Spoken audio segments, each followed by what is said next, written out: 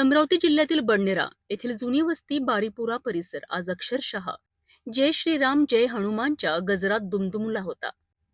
हनुमान जयंती निमित्त येथे एक अनोखी आणि थरारक परंपरा पार पडली आहे। एकट्या हनुमान भक्ताने भरगच्च भाविकांनी भरलेल्या तब्बल 9 बंड्या ओढल्यात। ही परंपरा गेल्या जवळपास 100 वर्षांपासून सुरू आहे। या परंपरेची सुरुवात रूपलाल जाट यांनी केली होती।